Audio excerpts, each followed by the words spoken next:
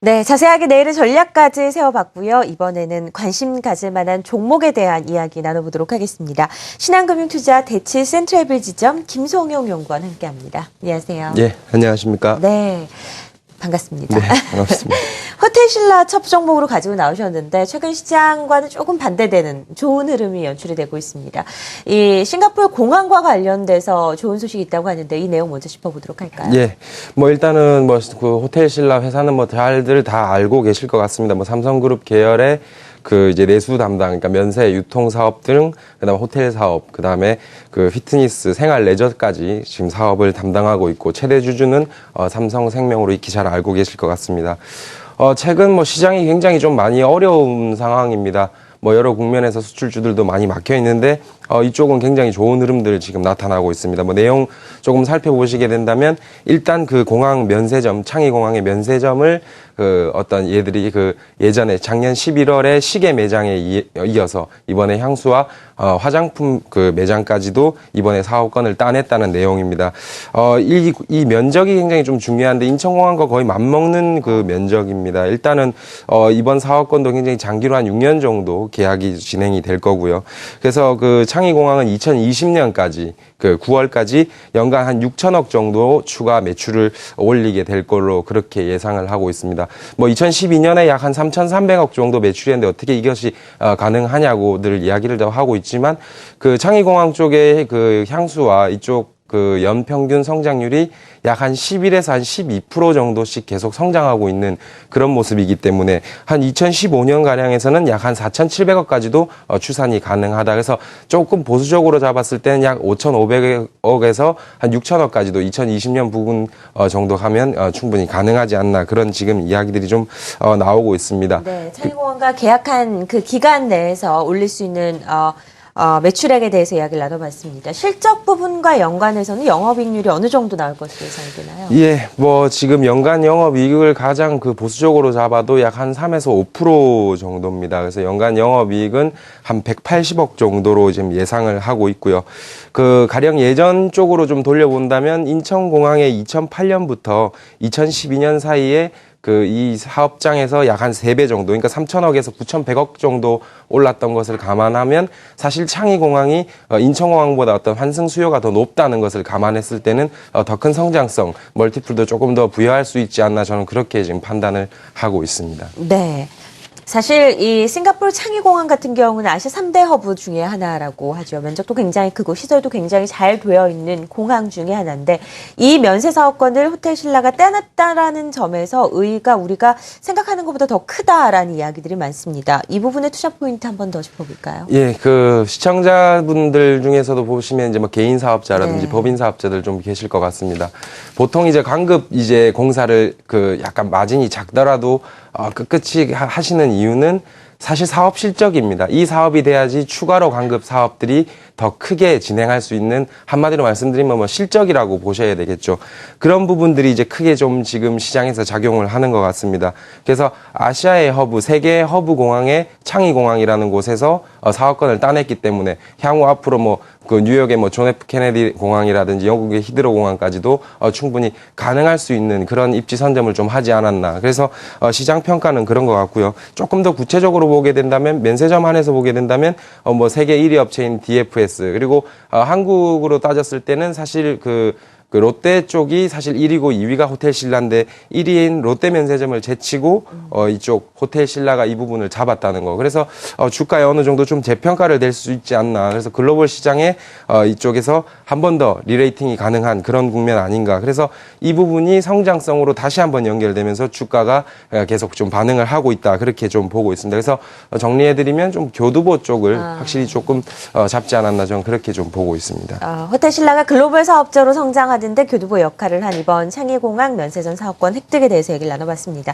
사실 이 재료가 굉장히 컸기 때문에 실적 시즌입니다. 호텔신라의 4분기 실적이 좋지 않을 것이다라는 우려가 계속해서 나왔는데 이 부분을 좀 상쇄시킨 것이 이 창의공항 면세점 사업권이 아니었나 싶은데요. 실적 우려 부분도 한번 짚고 넘어가 봐야겠죠. 예, 뭐 저는 최근에 이 부분은 어느 정도 다 좀 시장에 반영이 좀 네. 되었다고 지금 보고 있습니다.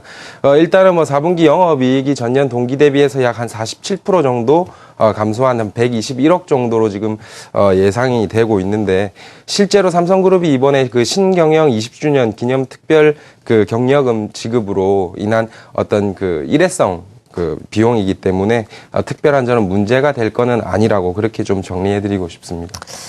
호텔신라의 기타 포인트와 이제 매매 전략을 세워보도록 하겠습니다. 작년 초부터 주가가 끊임없이 상승을 해왔습니다. 큰 폭의 가파른 상승은 아니지만 박스권 상단을 계속해서 높여가는 움직임이 나타나고 있고요. 뭐 호텔신라 아시다시피 내수 주고 견조한 움직임을 나타내고 있는데 앞으로 어떤 흐름이 나타날 거라고 보시는지 궁금합니다. 조금 긴 호흡에서도 바라볼 네. 수 있을 것 같고요. 매매 전략은 일단 두 가지로 정리를 해드리겠습니다. 조금 짧은 쪽에서 본다면 지금 고점에 대한 부담감이 분명히 있습니다. 지금 고점 위에서 상하 변동폭이 굉장히 크고, 어제 같은 경우도 밑꼬리를 좀 크게 좀 나타냈었는데, 일단 이익 추정치라든지 성장성 지금 계속 좋게 나오기 때문에 계속 올려가려고 하는 힘은 있습니다. 다만 단기적으로 보시는 분들은 지금 들어가셨다가 만약에 조금 좀 눌려지는 그런 국면도 맞으실 수 있다고 좀 보고 있고요.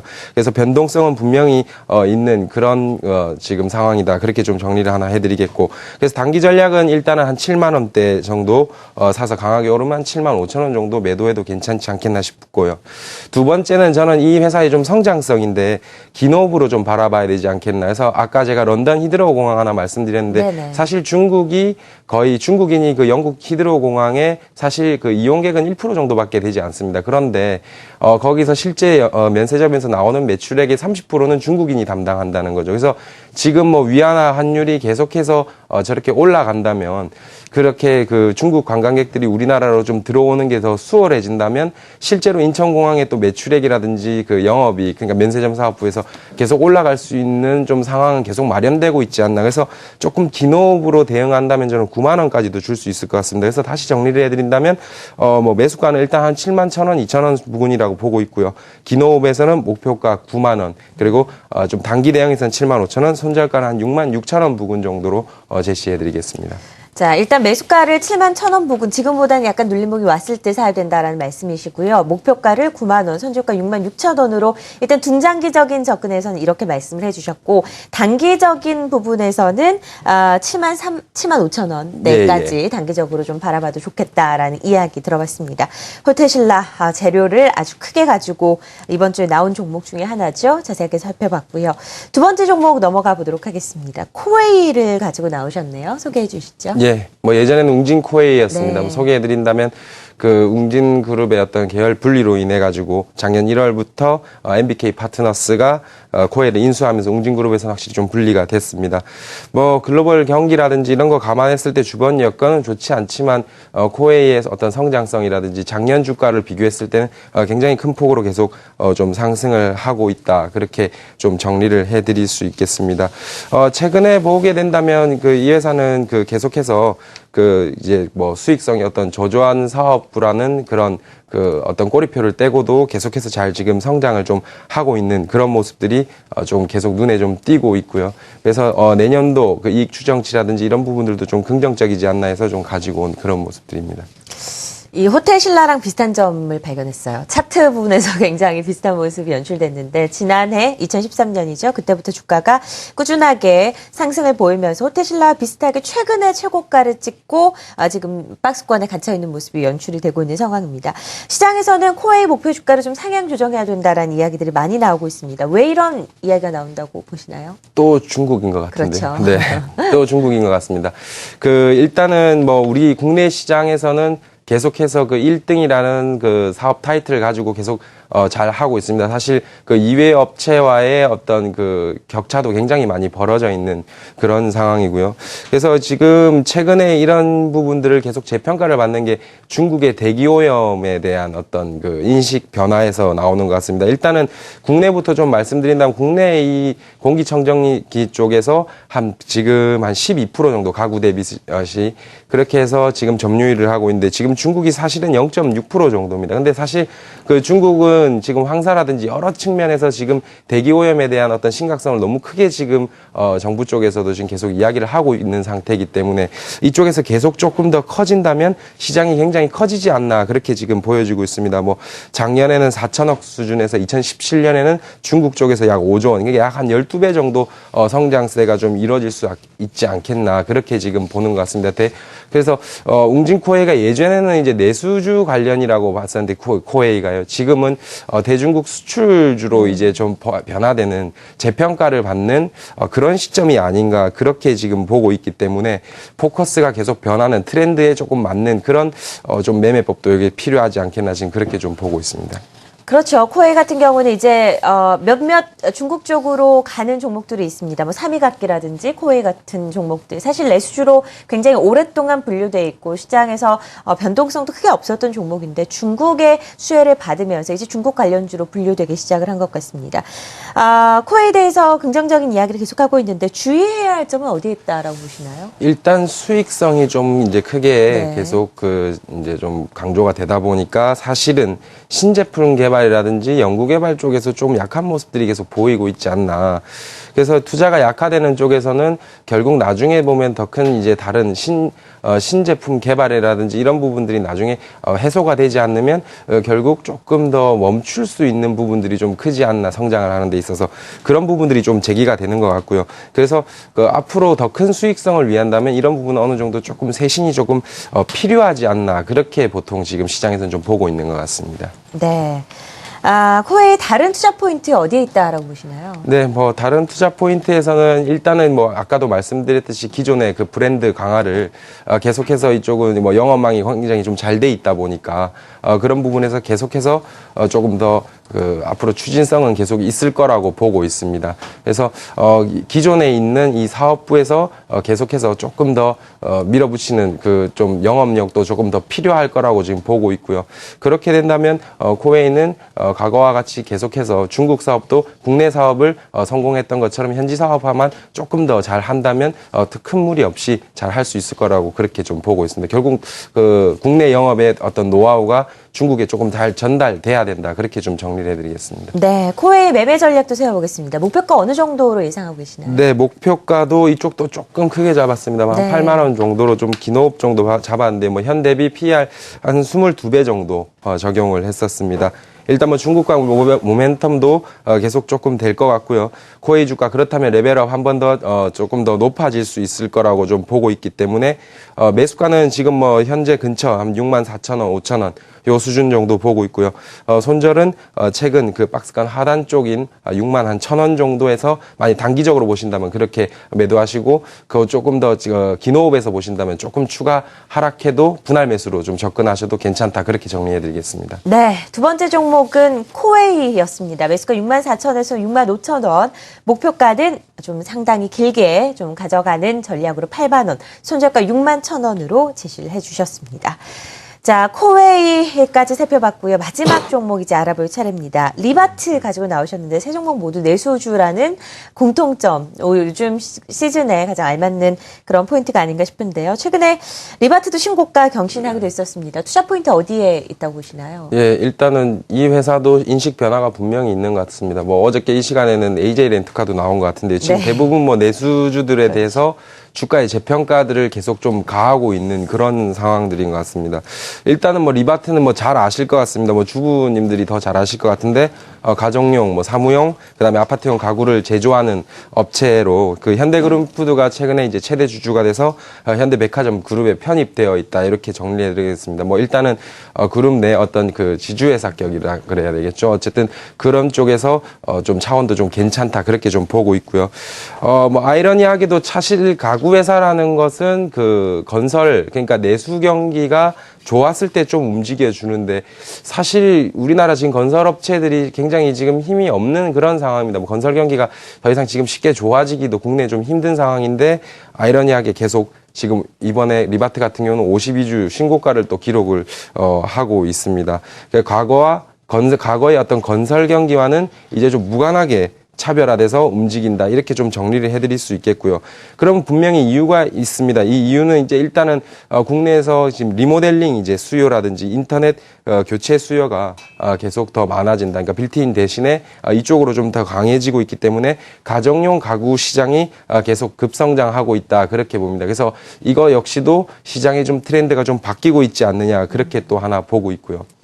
리바트가 기존에는 기업 대 기업 간의 그 매출 구조를 거의 가지고 있습니다. 뭐 B2B라고 하죠. 근데 사실 이쪽은 이제 그 사실 영업이익이 굉장히 좀 낮은 편이었었습니다. 근데 B2C라 해서 이제 그 개인 고객들한테 이제 이 납품을 할 수 있다는 것은 상당히 영업이익률이 종전보다는 훨씬 더 높아질 수 있는 그런 상황을 좀 만들어냈다. 그렇게 보입니다. 이 부분이 또 시장에서 좀 크게 작용을 하고 있고요. 그래서 B2C 쪽은 이제 개인 고객 상대 쪽은 약 영업이익률이 5% 정도인데 이쪽에 지금 매출 구조를 계속 늘리고 있는 그런 상황이기 때문에 어쩌면 가파르게 2014년은 실적이 좀 더 올라갈 수 있지 않나 그렇게 지금 좀 보고 있습니다. 네, 리바트 뭐뿐만 아닙니다. 최근에 가구주들의 움직임 굉장히 좋죠. 한샘, 리바트, NX 뭐 이런 종목들 한샘 같은 경우는 1년 안에 뭐 3배 뛰는 모습이 연출되기도 했고요. 가구주에 주목해야 할 시점에서 탑픽 종목으로 리바트 알아보고 있습니다. 현대백화점의 계열사라는 아주 확실한 부분이 있기 때문에 리바트에 대해서 좀 더 쉽게 접근을 할 수 있지 않나 그 생각이 드는데요. 대응 전략은 어떻게 세워야 하는지 알려주시죠. 제가 조금 전에 말씀드렸던 두 회사하고는 지금 차트 모양은 사실 조금 틀린 다르죠. 부분이 있습니다. 네. 우상향하면서 천천히 올라가는 코웨이라든지 호텔신라보다는 이쪽은 지금 굉장히 좀 급하게 올라간 모습입니다. 그래서 제가 사실 이쪽은 지금 뭐 비중을 많이 두자 이런 것보다는 들어가는 분명히 올라가는 힘은 있을 텐데 이쪽을 가장 좀 단기로 지금 보고 있는 그런 상황입니다. 그래서 뭐 일본 차트상 보면 11,500원 정도를 지금 저항선 정도로 보고 있는데 이 선을 지금 완전히 뚫어놓은 일단 상태입니다. 그래서 지금 급등을 해서 위쪽을 완전히 올려놓고 지금 위에서 어느 정도 고점을 지금 방향을 좀 정하고 있는 것 같은데 분명한 것은 그 고점에 대한 지금 부담감이 상당히 좀 있는 상황입니다. 그래서 비중은 일부러 들어가시되 빠르게 좀 대응하실 걸 권고 좀 드리겠고요. 만약에 들어가셨다가 일부 차익 실현 물량이 나온다고 했을 때는 일부 조금 더 분할 매수를 만약에 좀 하셔서 추가 매수도 충분히 할 수 있는 그런 거라고 좀 정해드릴 수 있을 것 같습니다. 그래서 목표가는 조금 14,500원 정도, 14,300원에서 500원 정도 좀 타이트하게 잡고 매수가는 지금 뭐 한 13,000원 정도 부근이면 될 것 같고요. 손절가는 21선 위치 12,000원 또는 21선 완전 이탈 시 11,500원 정도면 손절을 하는 게 맞다. 그렇게 좀 정리해드리겠습니다. 사실 리바트 같은 경우에는 기관들의 매수가 강하게 들어오고 있습니다. 증권사, 펀드 매니저들 어느 정도 리밸런싱을 포트폴리오에서 할 때 어떤 종목들을 담았는지 살펴보면 리바트가 아주 많이 들어가 있다는 것 확인하실 수가 있습니다. 리바트 같은 경우에는 12월 말부터 기관들의 매수가 하루 이틀 정도 빼고 계속해서 들어온 종목이라는 점도 눈여겨보셔야 될 것 같습니다. 매수가 13,000원, 목표가 14,500원을 제시를 하셨습니다.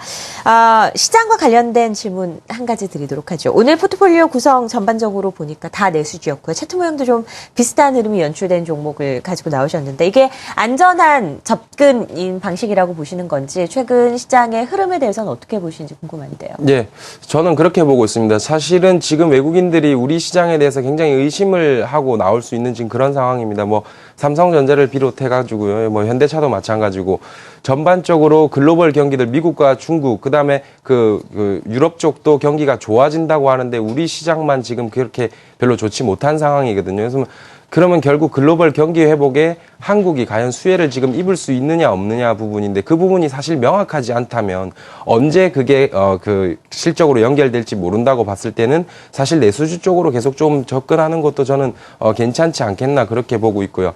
그리고 이건 단순히 지금 내수주라기보다는 주가가 어떤 변화에 의해서 재평가를 지금 받는 세 종목은 지금 그렇게 좀 보고 있기 때문에 저는 조금 더 이쪽이 명확하다면 사실 이런 쪽으로 지금 네. 트렌드가 바뀐 쪽으로 계속 매매하시는 그렇죠. 게 조금 더 올바르지 않겠나. 그래서 뭐 기존의 삼성전자라든지 좀 큰 종목들은 조금 더 상황을 지켜봐야 되는 상황이라면 조금 명확한 쪽에서 답을 내시는 게 조금 더 정확하지 시장의 않겠나. 트렌드에 맞게 움직이는 게 뭐 가장 좋겠죠. 그 코스닥 시장의 움직임에 대해서는 어떻게 보시나요? 오늘 뭐 같이 하락을 하긴 했지만 최근에 또 상대적으로 중소형주가 돋보이는 모습이 연출됐었는데요. 중소형주에 관심 가질 만한 때라고 보시나요? 네, 결국 그 똑같은 앞에 말씀과 거의 개가 비슷한 것 같습니다. 우리 글로벌 매크로가 계속 좋은데 한국의 대형주들, 그러니까 네네네. 기업이 영업이익 추정치들이 계속 좋지 않게 나오다 보니까 그 대형주들은 매크로에 따라서 가는 그 확률들이 굉장히 높은 편인데 사실 그 부분을 신뢰도가 지금 낮다 보니까 이런 일들이 좀 생기는 그렇죠. 것 같거든요. 그렇다면 어느 정도 좀 정확해지는 그 시점 전까지는 그 중소형주들이 조금 더 강하게 좀 더 올라올 수 있다 그렇게 좀 보고 있고요.